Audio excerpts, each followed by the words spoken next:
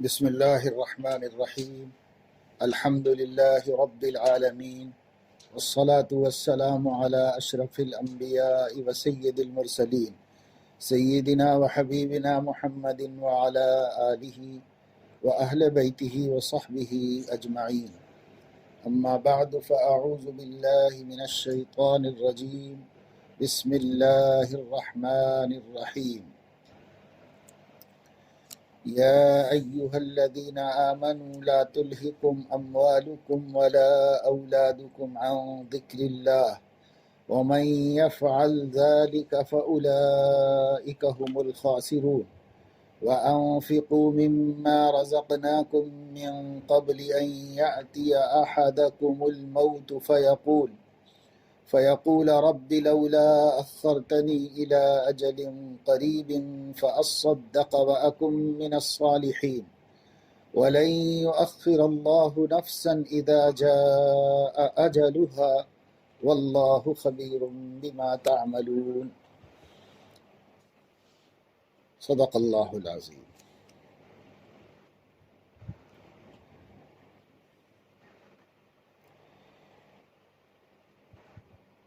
یہ دنیا اور اس دنیا کے مشاغل آدمی کو اللہ تبارک و تعالی شانہ سے غافل کر دیتے ہیں.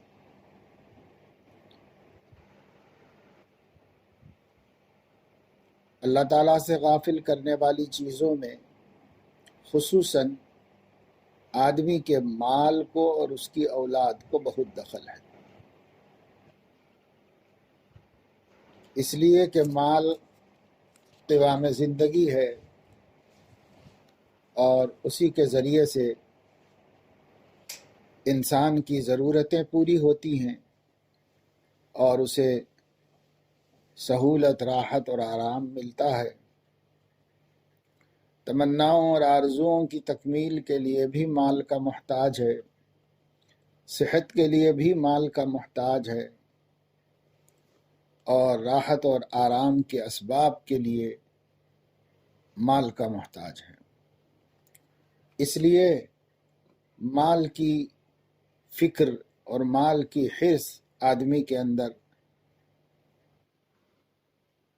بہت ہوتی ہے اور وہ بڑھتی جاتی ہے. ایک حدیث شریف میں ہے کہ آدمی بوڑھا ہوتا ہے لیکن اس کے بوڑھے ہونے کے ساتھ ساتھ اس میں دو چیزیں جوان ہوتی ہیں، ایک طول عمل اور ایک حرص مال، اور یہ دو چیزیں بڑھتی چلی جاتی ہیں اپنی عمر کے ساتھ آدمی کے اندر. اس لیے آدمی کو چاہیے کہ وہ مال کے سلسلے میں بہت فکر مند رہے. حضور صلی اللہ تعالی علیہ وسلم نے ایک حدیث میں فرمایا، ان لکل امت فتنۃ وفتنۃ امتی المال. ہر امت کی آزمائش کسی خاص چیز کی رغبت سے کی گئی ہے اور میری امت کی آزمائش مال ہے. اس مال کے حصول کے واسطے، اس مال کو کمانے کے واسطے، جمع کرنے کے واسطے، اس کے جمانے کے واسطے آدمی اتنا مشغول اور مگن اور مصروف ہو جاتا ہے، اور زندگی کی ضرورتوں کے پورا کرنے کے حوالے سے مال کی محبت میں گرفتار ہوتا ہے. پہلے ضرورت بھر مال کا محتاج اور متمنی بنتا ہے، اور پھر اس کے بعد خواہشات کا دروازہ کھل جاتا ہے اور آدمی کی خواہشات، آدمی کی ضروریات، آدمی کی تمنائیں ختم ہونے کا نام نہیں لیتی. نبی پاک صلی اللہ علیہ وسلم نے فرمایا، بنی آدم کا مزاج یہ ہے کہ اگر اس کو 2 وادی بھر سونا مل جائے تو اس پر بھی قناعت نہیں کرے گا، اب بھی یہ خواہش رہے گی کہ ایک اور وادی بھی مجھے مل جاتی تو اچھا تھا. حالانکہ کیا کرے گا، اس کا زندگی مختصر سی ہے اور زندگی کی مہلت تھوڑی سی ہے، کتنا بھی جمع کرے گا جوڑے گا تو آخر کرے گا کیا اس کا۔ لیکن آدمی کی ہوس اتنی بڑھ جاتی ہے کہ اللہ کے نبی فرما رہے ہیں، وادی کہتے ہیں بڑے اونچے اونچے پہاڑ جہاں ہوتے ہیں، اس پہاڑی علاقوں میں پہاڑوں کے درمیان میں جو نشیب ہوتا ہے، گڑھے ہوتے ہیں، کھائی اور گہرائی ہوتی ہے، اس کو وادی کہتے ہیں۔ یہ وادیوں میں ایک وادی بھر کسی کو سونا دے دیا جائے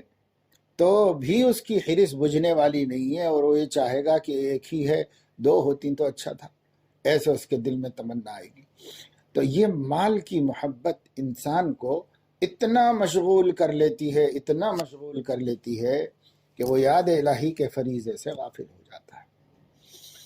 اسی طرح اولاد کی اللہ تعالیٰ نے محبت عطا فرمائی ہے،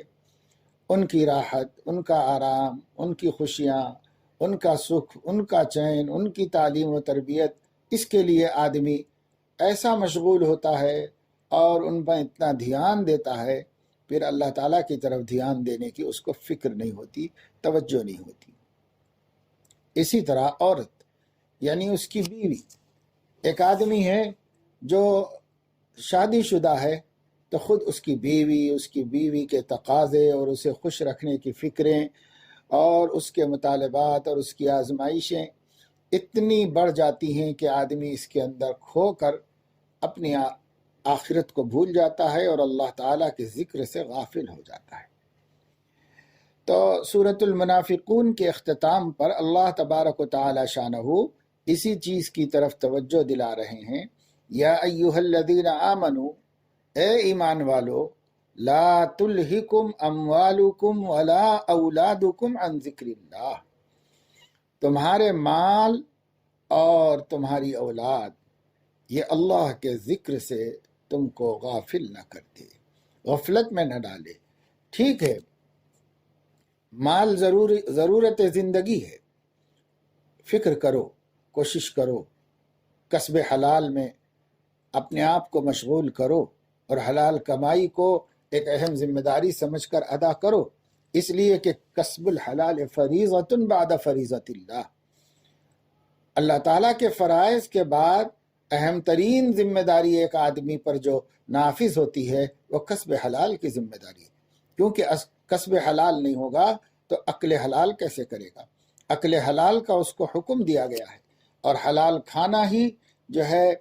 اچھے کاموں اور اچھے اخلاق کے پیدا ہونے کا سبب ہے، اور حرام کھانا، ناحق مالوں کو ہڑپ کرنا اور اسے کھا جانا، اسے استعمال کر لینا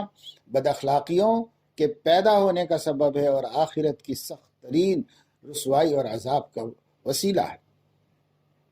تو جو آدمی کسب حلال کرے گا وہ عقل حلال کرے گا اور اپنے بال بچوں کو حلال کھلائے گا، اور حلال کھانے سے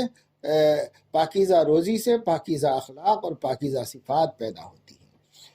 قرآن کریم میں اللہ رب العزت نے فرمایا، یا ایھا الرسل کلوا من الطیبات واعملوا صالحا، اے رسولو پاک چیزیں کھاؤ اور اعمال صالحہ کرو، اور یہی حکم مومنین کو دیا گیا، کلوا من طیبات ما رزقناکم واشکروا للہ ان کنتم ایاہ تعبدون، ہماری دی ہوئی روزیوں میں سے جو حلال ہیں، طیب ہیں، پاکیزہ ہیں، ان کو کھاؤ، اللہ کا شکر ادا کرو اس کی نعمتوں کے اوپر، اگر تم اللہ ہی کے بندے ہو۔ تو یہ بات معلوم ہوئی کہ کسب حلال تو کرنا چاہیے، لیکن کسب حلال فریضۃ بعد فریضۃ اللہ ہے۔ آدمی کی روزی روٹی، نوکری، مزدوری، تجارت، ملازمت اور اپنے کمائی کے واسطے اور کسب حلال کے واسطے بھی جو کچھ وہ کوششیں کر رہا ہے، وہ حلال کی کوششیں بھی نماز سے اس کو غافل نہ کرے، رمضان شریف میں روزوں سے غافل نہ کرے، اور اللہ تعالیٰ کے فریضہ زکوٰۃ سے اس کو غافل نہ کرے۔ اگر اس کے پاس پیسہ جمع ہو جائے تو حج کا فریضہ ادا کرنے سے غافل نہ کرے، اللہ کے ذکر سے غافل نہ کرے، قرآن کی تلاوت سے غافل نہ کرے، اللہ تعالیٰ کی بندگی اور اہل حقوق کے حقوق ادا کرنے کی ذمہ داری سے غافل نہ کرے، اور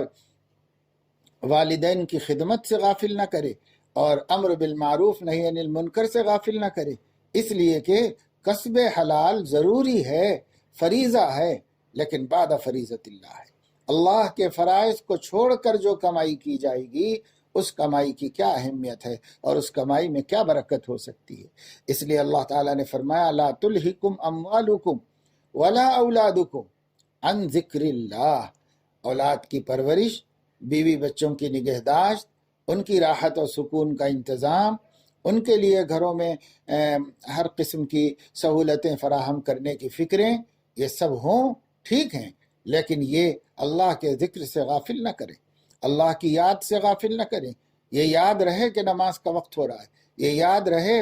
کہ اللہ تبارک و تعالی شانہ نے اس کے حلال طریقے سے کمانے کا حکم دیا ہے۔ ایسا نہیں کہ آدمی کمانے کے لیے نکلا اور اندھا دھن کما رہا ہے، حلال و حرام کی تمیز نہیں ہے، یہ بھی اللہ کو بھول جانا ہے، اور یہ بھی یاد الہی سے غافل ہو جانا ہے۔ تو یاد الہی سے کسی طرح بھی غافل نہ ہو، اللہ کی یاد میں مشغول رہے، اللہ رب العزت کے احکام سامنے رہیں، اللہ کے نبی کی دعوت ہمیشہ تازہ رہے ذہن میں، اور آدمی اس کے ساتھ ساتھ کسب حلال بھی کرے، مال بھی کمائے، جمائے بھی، کوئی حرج کی بات نہیں ہے، اور اولاد کی بھی فکر کرے اور گھر والوں کی بھی نگہداشت کرے اور ان کی بھی راحت رسانی کی فکروں میں لگا رہے، کوئی حرج نہیں۔ خلاصہ یہ ہے کہ آدمی کو ہمیشہ یہ ذہن میں رکھنا چاہیے کہ اس کے پیدا ہونے کا اور اس زندگی میں،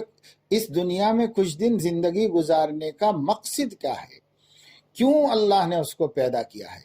تو ظاہر ہے جب وہ اس پر غور کر لے گا تو اسے قرآن حدیث کی روشنی میں جواب مل جائے گا کہ میری اس دنیا میں پیدائش کا اصل مقصد اللہ تعالیٰ کی بندگی کا امتحان دینا اور اس میں پاس ہونا ہے،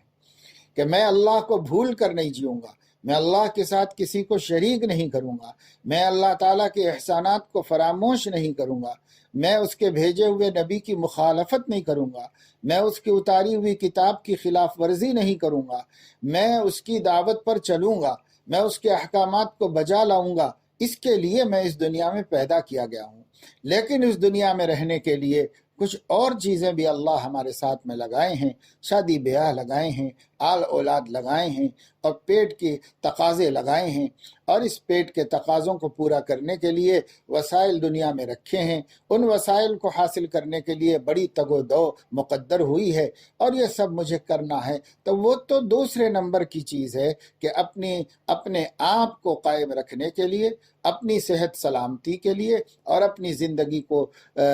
آرام دہ بنانے کے لیے ہم جو بھی کریں گے یہ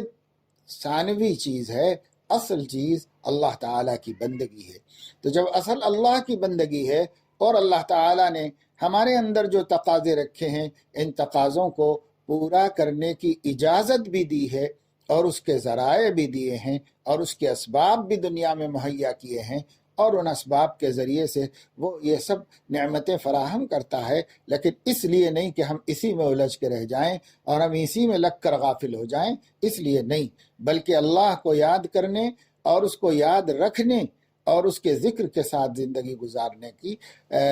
کوشش، یہ اصل مقصد حیات ہے۔ تو جب ہم مقصد حیات کو پورا کریں گے اور اس سے غافل نہیں ہوں گے تو جو ہے وہ ہم کامیابی میں ہوں گے، اور اگر ایسا نہیں کریں گے اور ان چیزوں میں لگ کر اور یہ ضرورتوں کے پیچھے پڑ کر اور ان ضروریات کو پورا کرنے کے اسباب میں الجھ کر اور اس میں لگ کر اللہ سے غافل ہو گئے اور اللہ کے احکام سے غافل ہو گئے تو وَمَن يَفْعَلْ ذَلِكَ فَأُولَٰئِكَ هُمُ الْخَاسِرُونَ، ایسا کرنے والا بہت گھاٹے میں ہے، بہت نقصان میں ہے، یعنی اس کی آخرت برباد ہو جائے گی، اور اس کی یہ زندگی جو تجارت ہے آخرت کی، اس میں وہ ما ربحت تجارتهم وما كانوا مهتدين کا مصداق بن جائے گا۔ اس وجہ سے اس کو چاہیے کہ وہ اللہ تعالیٰ سے ہم کسی حال میں غافل نہ ہو، عورتیں بھی کسی حال میں غافل نہ ہو، اس لیے کہ یہ سب مردوں کے بارے میں کہا جا رہا ہے۔ عورتوں کو بھی اولاد کی فکر کرنا، ان کو نہلانا دھلانا، ان کے لیے پرورش کرنا، وہ شیر خوار ہوں تو ان کی اور زیادہ خدمت کرنا، اگر وہ بڑے ہو جائیں ان کے اسکول کی تیاری کرنا، ان کے لیے ناشتہ بنانا، ان کے کپڑے ریڈی رکھنا، ان کے یونیفارم تیار کرنا، ان کے شوز، ان کے ساکس ڈھونڈ کے رکھنا، ان کے بیگ جمانا، ان کو تیار کرنا، ناشتہ بنانا اور ان کو تیار کر کے نکالنا، یہ بچوں کی فکریں ہیں۔ ان فکروں میں فجر کی نماز چلے گئی، ان فکروں میں صبح کی تلاوت چلے گئی، ان فکروں میں اللہ کا ذکر چلا گیا، ان فکروں میں حلال و حرام کی تمیز چلی گئی۔ اگر یہ سب ان بچوں کی تربیت اور ان کی پرورش اور ان کی فکروں میں خدا کو بھول گئے تو کیا فائدہ؟ یہ بچے بھی تو خدا تعالیٰ ہی کی نعمت ہیں۔ یہ نہ ہو تو جن کے اولاد نہیں ہے، ذرا ان کو دیکھو کہ ان کی زندگی کس قدر اجیرن ہے، کاٹنے کو آتی ہے۔ دونوں میاں بیوی، اور شوہر بھی کبھی کاروبار کے لیے نکل گیا تو دن بھر عورت گھر میں اکیلی، کوئی اس کی تسلی نہیں، کوئی اس کی راحت کا سامان نہیں، کوئی اولاد نہیں جس سے آنکھیں ٹھنڈی کرے، ان کی پرورش کرے۔ کہنے کو ایک عیالدار عورت کو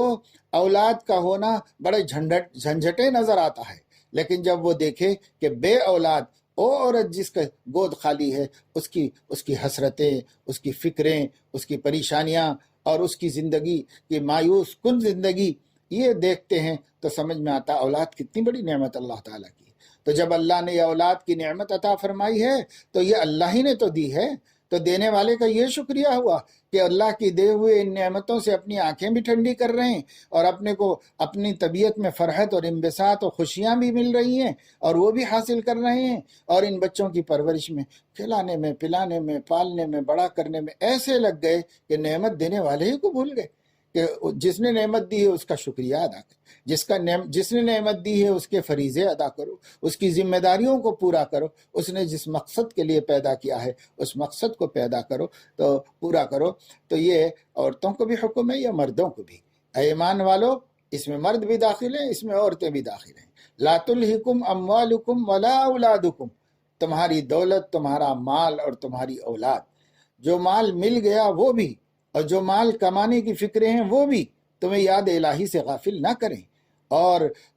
اللہ نے خوب دولت دے رکھی ہے تو بسا اوقات یہ دولت کا مل جانا اور کھانے پینے کے مسائل سے بے فکر ہو جانا، ضروریات کا ہمیشہ اپنے پاس بڑی مقدار میں جمع رہنا، یہ بھی اللہ سے غافل کرتا ہے۔ حالانکہ فرصت میں تو آدمی کو اور زیادہ اللہ کی بندگی کرنی چاہیے۔ اور اسی وجہ سے نبی کریم صلی اللہ علیہ وسلم نے فرمایا، نعمتان مغبون فیہما کثیر من الناس، الصحت والفراغ، دو نعمتیں ایسی ہیں جس کے ملنے کی وجہ سے بہت سے لوگ گھاٹے میں ہیں، ایک صحت کی نعمت اور ایک مال بقدر ضرورت ہونے فراغت کی نعمت۔ تو صحت ہے اور مالی فراغت ہے، اور اس کی وجہ سے خدا کو بھول گئے ہیں، اور اس کی وجہ سے بغاوتوں میں، نافرمانیوں میں اور گناہوں میں مبتلا ہیں۔ اگر اللہ رب العزت ہماری آنکھ کو اندھی کرے تو ہم کیسے آنکھ سے حرام لذتیں حاصل کر سکتے ہیں؟ اگر اللہ ہمارے کانوں کو بہرا کر دے تو ہم کیسے کان سے حرام لذتیں، غیبتیں سننا، برائیاں سننا، میوزک سننا، گانے سننا کیسے کر سکتے ہیں؟ اگر اللہ رب العزت ہماری زبان کو گونگا کر دے تو اس سے جو ہم حرام لذتیں حاصل کر رہے ہیں وہ حرام لذتیں کیسے حاصل ہوں گی؟ اگر آدمی کا اللہ تعالیٰ جو ہے معدے کو ہضم کرنے کی صلاحیت سے محروم کر دے تو جو حلال حرام دیکھے بغیر نعمتیں اور لذتیں کھاتے پیتے چلے جا رہے ہیں، کیسے ہم کھائیں گے؟ تو اللہ لولا بنا دے، اللہ لنگڑا بنا دے، سب کچھ کر سکتا ہے اللہ تعالیٰ، لیکن اللہ نے بندے کو نعمتیں دے رکھی ہیں اور ہر طرح کی نعمتیں دے رکھی ہیں، تو ہم اس کی نعمتوں سے، اسی کی دی ہوئی صحت سے، اسی کی دی ہوئی جوانی سے، اور اسی کے دیے ہوئے مال سے، اور اسی کی دی ہوئے امن سے، اور اسی کی دیے ہوئے فراغت سے اسی کی بغاوت کر رہے ہوں، اس کے حبیب کی نافرمانی کر رہے ہوں، یہ کیسے جائز و درست ہو سکتا ہے؟ اس لیے اللہ نے تنبیہ فرمائی، یا ایھا الذین آمنوا لا تلہکم اموالکم ولا اولادکم عن ذکر اللہ ومن یفعل ذلک فاولئک هم الخاسرون۔ اے ایمان والے مردوں اور عورتوں، تمہارے مال اور تمہاری اولاد اللہ کی یاد سے غافل نہ کر دے، اللہ کے احکام سے غافل نہ کر دے، اور اگر کسی نے ایسا کیا تو پھر وہ بڑے گھاٹے میں ہے، وہ بڑے خسارے میں ہے۔ اور اس کے بعد دوسری آیت میں فرمایا، وَأَنفِقُوا مِمَّا رَزَقْنَاكُم مِّن قَبْلِ أَن يَأْتِيَ أَحَدَكُمُ الْمَوْتُ۔ اور دیکھو جو اللہ نے تمہیں مال دیا ہے، روزی دی ہے، روزی رزق کہتے ہیں ضروریات زندگی کو۔ ایک انسان کو جینے کے لیے جتنی چیزوں کی ناگزیر اور بنیادی ضرورت ہے ان سب کے مجموعے کو رزق کہا جاتا ہے۔ تو اے ایمان والو، ہم نے تم کو جو روزی دے رکھی ہے اور جو رزق عطا فرمایا ہے، جس کو جتنا بھی کیا ہے، کسی کو زیادہ کسی کو کم، وہ اس کی حکمت اور مصلحت ہے، لیکن جس کو جو بھی ہم نے رزق دیا ہے، ہر ایمان والے سے خطاب ہے، چاہے غریب ہو چاہے امیر، تم کو ہم نے جو کچھ رزق دیا ہے اس میں سے کچھ خرچ بھی کرو قبل اس کے کہ تمہاری موت آ جائے۔ تو آدمی کو موت سے پہلے موت کی تیاری کرنا ہے، اس لیے موت کی تیاری میں انفاق بھی ہے، راہ خدا میں خرچ کرنا بھی ہے۔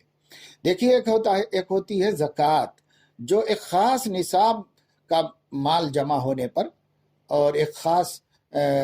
نصاب کے پورا ہونے پر واجب ہوتی ہے۔ ظاہر ہے وہ سب پر واجب نہیں ہوتی، وہ مالداروں پر ہوتی ہے، مالداروں میں بھی جن کا مال بچا ہوا ہے، رکھا ہوا ہے، اس کے اوپر ہوتی ہے،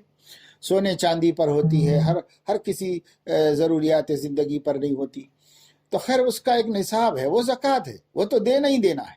اور اس کا ادا کرنا فرض قطعی ہے، اس میں کوئی سوچنے کی ضرورت نہیں ہے، اور جو نہیں ادا کرتا وہ بہت بڑے دھوکے اور خسارے میں ہے۔ زکوٰۃ نہیں دینے والوں کے بارے میں قرآن میں کریم میں فرمایا گیا، لا يحسبن الذين يبخلون بما آتاهم الله من فضله هو خيرا لهم بل هو شر لهم سيطوقون ما بخلوا به يوم القيامة ولله ميراث السماوات والأرض والله بما تعملون خبير۔ ہرگز خیال نہ کریں وہ لوگ جو اللہ تعالیٰ کے اپنے فضل سے دیے ہوئے مال میں زکوٰۃ ادا کرنے میں بخل کر رہے ہیں، وہ یہ نہ سمجھیں کہ یہ ان کے حق میں بہتر ہے، بلکہ یہ ان کے حق میں بدتر ہے، اس واسطے کہ جس مال کی زکوٰۃ ادا نہیں کی گئی اس مال کو دوزخ کی آگ میں تپا کے اور اسے توق بنا کے گلے میں ڈال دیا جائے گا، گنجا اژدہا بنا کر، زہریلا اژدہا بنا کر اس کے گلے میں ڈال دیا جائے گا، جس سے وہ اس کو ڈستا رہے گا اور یوں کہتا رہے گا کہ انا کنزک انا مالک، میں تیرا مال ہوں، میں تیرا خزانہ ہوں۔ مفسرین فرماتے ہیں کنز اسی دولت کو کہتے ہیں جس دولت کی زکوٰۃ نہیں ادا کی گئی، اس کو کنز کہتے ہیں۔ تو وہ کہتا ہے میں تیرا خزانہ ہوں، میں تیرا مال ہوں، دیکھ مزہ کیسا ہے اس کا، اور ڈستا جاتا ہے، اور جب وہ ڈستا ہے تو آدمی اس کی اذیت و تکلیف کو جو ہے ناقابل تحمل و ناقابل برداشت محسوس کرتا ہے۔ اللہ تعالیٰ حفاظت فرمائے۔ یہ تو زکوٰۃ کے بارے میں ہے، لیکن یہاں جو کہا جا رہا ہے اسی طریقے سے جگہ جگہ قرآن میں جو انفاق کی تعلیم دی گئی ہے، یہ ان لوگوں سے خاص خطاب نہیں ہے جن کے اوپر زکوٰۃ فرض ہے، بلکہ یہ تمام مومنین سے، تمام مومنات سے، امیر و غریب ہر کسی سے اللہ کا خطاب ہے کہ دیکھو ایمان ہی کی صفتوں میں انفاق بھی داخل ہے، ایمان کی صفتوں میں سے ہے، لہذا تم مومن ہو تو ہم نے جو بھی دیا ہے اس میں سے خرچ کرو، آپ خود بھی کھاؤ لیکن خرچ بھی کرو، دوسرے کو بھی دو۔ ایسا نہ ہو سر ہماری ضروریات کوئی کافی نہیں، ہم دوسرے کو نہیں، تمہاری ضروریات کو جتنا بھی ہے اس میں سے بھی ایک پلیٹ کھانا ہے تو ایک نوالا خیرات کرو، ایک روٹی ہے تو ایک ٹکڑا خیرات کرو، اللہ تعالیٰ جو بھی دیا اس میں سے خیرات کرو۔ خیرات کرنا، غریب کو دینا، محتاج کو دینا بہت بڑے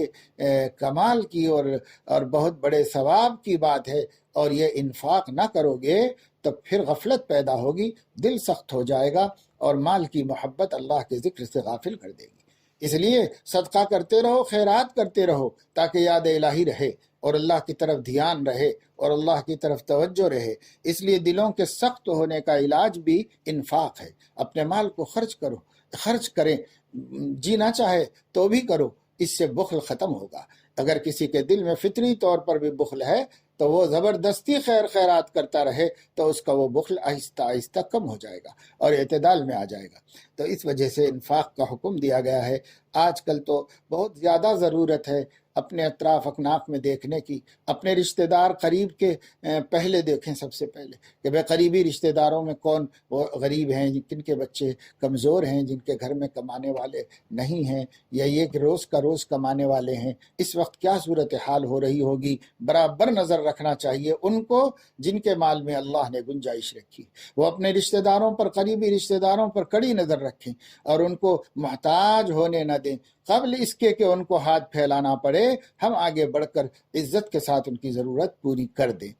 جب قریبی رشتہ داروں سے ہم فارغ ہوں اور ان کے بارے میں ہم اچھی طرح جائزہ لے چکے اور دیکھ چکے اور اطمینان ہو گیا کہ ان کی گزر بسر ہو رہی ہے، تو اب اس سے آگے کے رشتہ داروں پر چلے جاؤ اور اس کے آگے کے رشتہ داروں کو دیکھو کہ بھئی ان لوگوں کا کیا حال ہے جو کبھی کبھار ملتے ہیں اور بہت کم ملاقاتیں ہوتی ہیں، پھر بھی مگر ہمارے عزیز ہیں، رشتہ دار ہیں، تو ابا کے رشتہ دار ہیں، امی کے رشتہ دار ہیں، ان کی طرف دھیان دو، اور دھیان دے کر ان دور کے رشتہ داروں میں بھی اگر کوئی محتاج سمجھ میں آ رہا ہو تو اللہ نے جو دیا ہے ان کی مدد کرنے میں دریغ نہ کرو، ان کی بھی کچھ مدد کرو، ان کو بھی کچھ خوش کرو اور ان کو بھی دو۔ اور اس کے علاوہ محلے میں بستی میں نظر رکھ کر کے جو محتاج ہیں ان محتاجوں کو دو۔ بعض محتاج وہ ہیں جو بیچارے مانگ کے لے لیتے ہیں، تو چلو ٹھیک ہے، ان کو تو کوئی زیادہ فکر کی بات نہیں ہے، لیکن بعض محتاج وہ ہیں جن کی غیرت اور عزت نفس ان کو کسی کے سامنے حاجت ظاہر کرنے کی ہمت بھی نہیں ہوتی۔ اس وجہ سے ایسے لوگوں کی اللہ نے سفارش کی ہے، ہمیں چاہیے کہ ایسے لوگوں کو ہم خصوصیت کے ساتھ پہنچانے کی کوشش کریں۔ اللہ تعالیٰ نے فرمایا لا يسألون الناس الحافا، یہ بندے لوگوں سے لگ لپٹ کے نہیں مانگتے، لیکن تم ان کے چہروں سے ان کی فکروں کو پہچان سکتے ہو، اور پہچان کر تم ان کی فکروں کو دور کرو اور ان کی مدد کرو۔ یہ آسمان سے خدا تعالیٰ کی سفارش ہے، اور اللہ کی سفارش کو نظر انداز کر دینے والا کتنا بد نصیب آدمی ہوتا ہے۔ اس وجہ سے اللہ تعالیٰ کی سفارش کو بھی اب آگے فرما رہے ہیں کہ جب موت آ جائے گی تو خرچ کرنا چاہو گے بھی تو نہیں کر سکو گے، نماز پڑھنا چاہو تو نہیں پڑھ سکو گے۔ موت جب آ جائے گی تو فرشتہ کہاں مہلت دے گا؟ فیقول رب لولا اخرتنی الی اجل قریب، بد نصیب آدمی جو عمر بھر زندگی بھر اعمال صالحہ سے غفلت کرتا رہا، وہ عین وقت پہ کہے گا کہ اے اللہ، ارے ذرا سا تھوڑی مجھے مہلت دے دیجئے، الی اجل قریب، تھوڑی مہلت دے دیجئے، فاصدق واکم من الصالحین، میں نبیوں کی تصدیق کر کے نیک آدمیوں میں شمار ہو جاؤں گا، میں نیک بن جاؤں گا، تھوڑی مہلت دے دیجئے۔ تو مہلت تو بہت دی گئی بھائی، تم نے پوری مہلت سے فائدہ نہیں اٹھایا، اب جب موت آئی تو مہلت مانگ رہے ہو۔ تو اللہ تعالیٰ فرما رہے ہیں لن یؤخر اللہ نفسا، ہرگز اللہ تعالیٰ کسی کو موقع نہیں دے گا اور مہلت نہیں دے گا، اذا جاء اجلها، جب اس کی موت آ جائے، اللہ خبیر بما تعملون، اور اللہ تعالیٰ جو کچھ تم کر رہے ہو اس سے باخبر ہے۔ بہرحال ان دو آیتوں کو جو سورہ منافقون کے آخر میں اللہ رب العزت نے بیان فرمائی ہے، ہمیں غور کرنا چاہیے، اور اس میں جو دو باتیں خاص بتائی گئی ہیں، ایک یہ کہ اموال و اولاد کو یاد الہی اور احکام الہی سے غافل ہونے کا سبب نہ بنائیں، بلکہ ان کی خدمتیں کرتے ہوئے اور مال کی فکریں کرتے ہوئے بھی اللہ کو یاد رکھیں، اس کے احکام کو بجا لاتے رہیں اور پورا کرتے رہیں، اور غفلت کے علاج کے طور پر اپنا مال خرچ کریں، اللہ کے راستے میں غریبوں کو دیں، ان کی دعائیں ملیں گی، محتاجوں کی حاجت براری کریں، پریشان کی پریشانی دور کریں،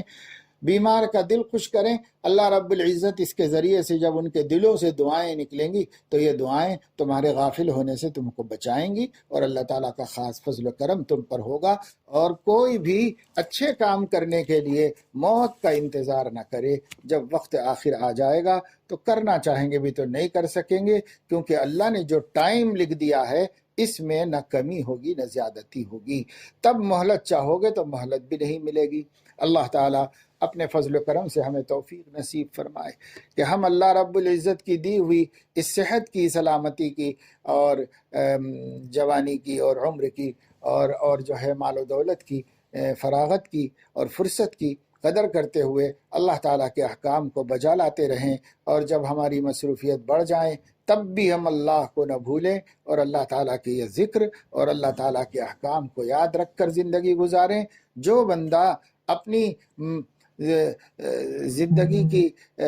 معاشی مصروفیتوں کے باوجود، اپنی زندگی کے مسائل کے باوجود، اہل و عیال کے مسائل کے باوجود اللہ کو نہیں بھلاتا، اللہ تعالیٰ اس پر خاص فضل فرماتے ہیں اور اللہ کا خاص رحم اس کو ملتا ہے۔ اللہ تعالیٰ ہمیں اس کی توفیق نصیب فرمائے، آمین۔ وآخر دعوانا الحمد للہ رب العالمین۔